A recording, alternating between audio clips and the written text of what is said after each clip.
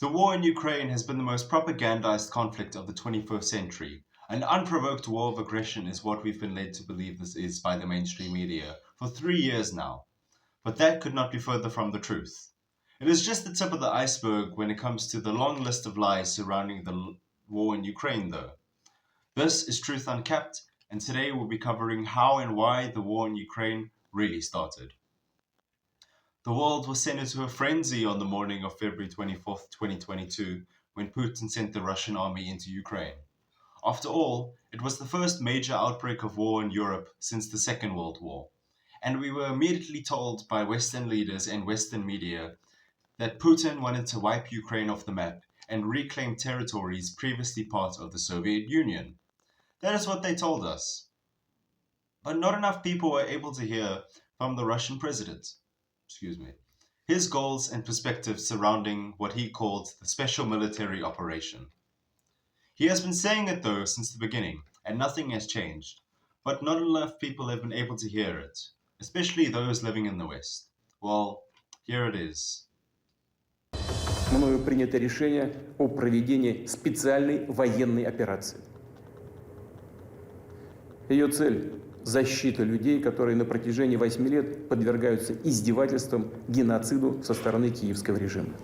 See, this conflict has been going on for a very long time, since 2014 to be exact, the same year that the CIA during the Obama administration launched a coup in Ukraine to overthrow the government of Viktor Yanukovych, a government that was neutral towards Russia and neutral towards the West. However, America could not have this neutrality. They needed a Ukraine that was hostile towards Russia, and so a fascist regime was installed, and the elected president, Petro Poroshenko, immediately launched a dirty war on the eastern part of Ukraine. The residents living in the Donbas, ethnically Russian-speaking Ukrainian people. Тому що у нас робота буде, у них немає. У нас пенсії будуть, у них немає. У нас піклування під дітей, під людей, під пенсіонерів, під дітей буде, у них немає. У нас діти підуть до школи, до дитячих садків, у них вони будуть сидіти в підвалах. Бо вони нічого не вміють робити.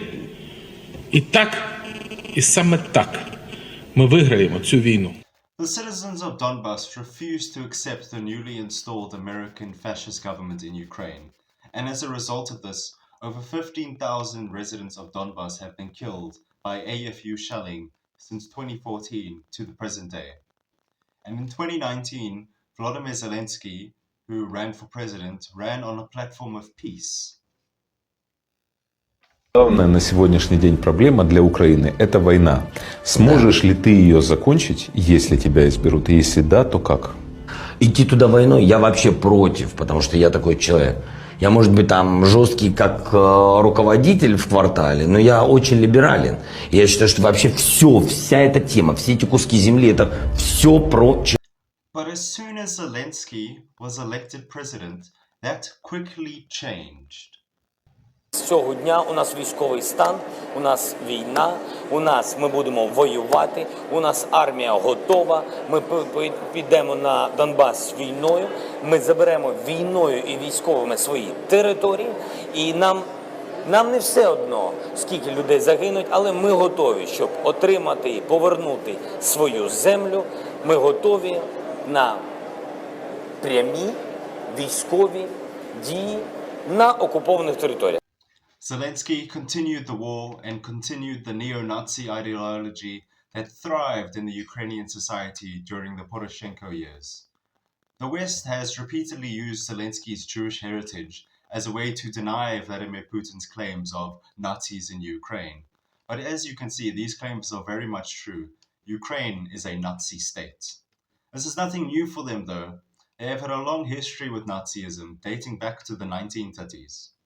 Their leader, Stepan Bandera, during World War II, pledged that the Ukrainian state would cooperate with Adolf Hitler and Greater Germany to free the Ukrainian people from Soviet occupation.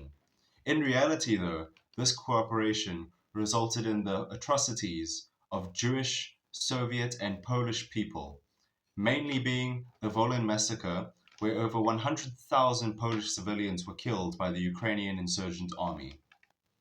In today's Ukraine, Stepan Bandera has the title of national hero, and dozens of statues and monuments are spread throughout the country to honor his memory. And it is his ideology that the current Ukrainian army have committed an ethnic genocide in the Donbas territories for. But it has cost them a lot. Over 700,000 dead Ukrainian soldiers now, and over 1 million wounded as a result of this war. To conclude, this war has not been unprovoked. The West has been poking the Russian bear for 8 years now, and as soon as they responded to all those years of provocation, the West were quick to label themselves as the defenders of democracy and label Russia as the aggressor. But that is a lie. The Russian soldiers, in fact, have been welcomed as liberators by the residents of the Donbas. Let's just hope that this decade-long conflict can soon be put to an end. This has been Truth Uncapped. Until the next time, signing off.